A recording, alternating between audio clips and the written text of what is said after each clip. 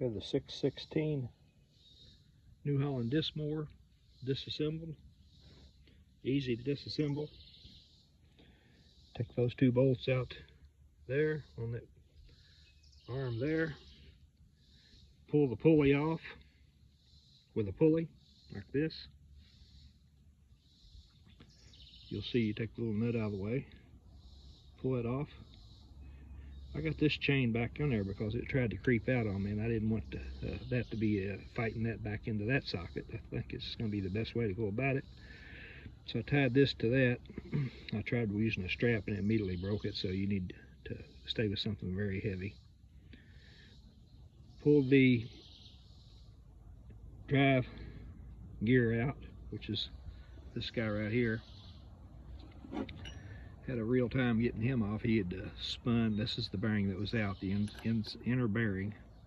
Fortunately, didn't lose any teeth on any of the gears. Everything was really good shape when I pulled it. This is the one that comes out of the bottom down here.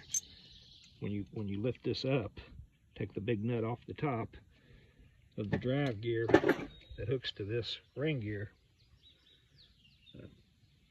That's the one that drives it, and I got it in this bag right here, and it's in really good shape, no teeth missing. It's like a really good gear. The bearing on it's really good.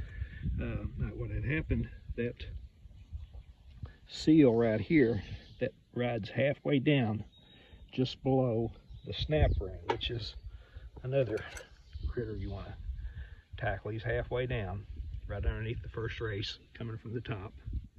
When you come down, take the nut off, the gear comes off easily, and then where the bearing is with that gear. So then you got this race there. You can go up. Once you take that off and undo the 6 bolts, actually there's 9 bolts that holds this on, and a little brace around there. You take that loose, you take your tractor. My nephew suggested I leave it on the tractor, and that was a great idea. So then you can just lift it up gently, and then the big gear, this one here, hope you're staying with me, just sets out of it right down into the lower oil bath down here below this pan, which I got protecting it from anything as I was washing it, anything falling down into the lower unit down there. That lower unit, inside of it is just what you find underneath the turtles. It's the same thing. It's the gears that drive the turtles, and there's just a set of those down underneath this pan right here. And this gear right here sets down on them and drives those 2 gears there, which drive the turtles.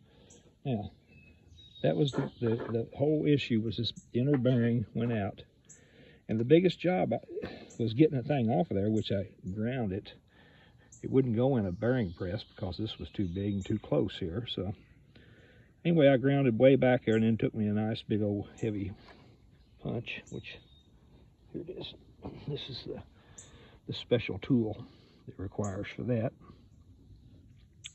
You take that, put it right about like that, whammo. And when I seen it crack here, I felt as deep as I could get it, and without touching my spindle.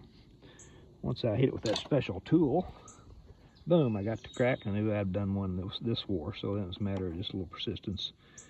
Got him off of there. But this had welded some to this, to the inside of it, where it had spun in there with the bearing being out.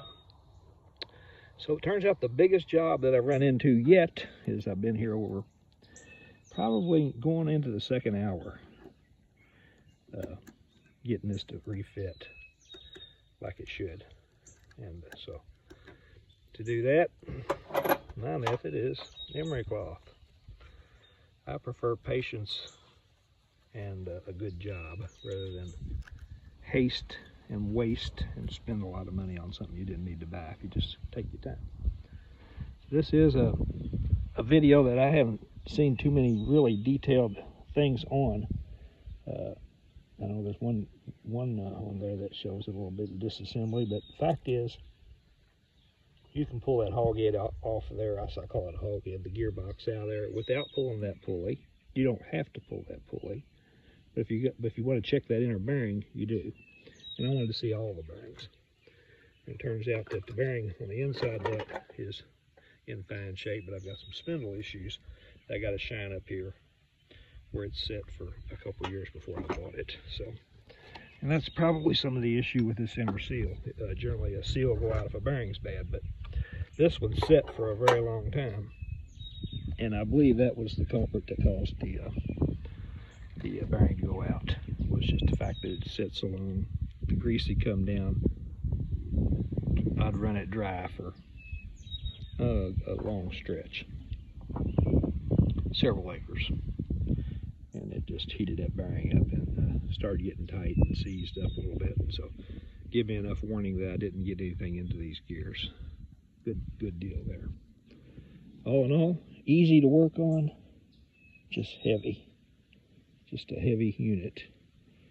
As I get her going on back, I'll try to finish up that analysis of the problems that we face, and then take and wash all this out, really get it clean, and then reinstall all this.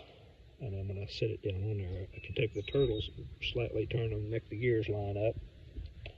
Once we get one bolt in, whether it be this corner or the other corner, as soon as I can make one line up without any force, just finger tight. Once it'll take and screw right in there, my fingers, then I'll have this battle won. It's just a matter of time then. But it is a heavy little rascal to fight around and drag around and move around, so that's going to be another issue. But for now, it's getting this rascal down to the proper size to let this bearing go on there and operate like it should. So, grab a hold of this in a few minutes when I get her fixed, or to fit.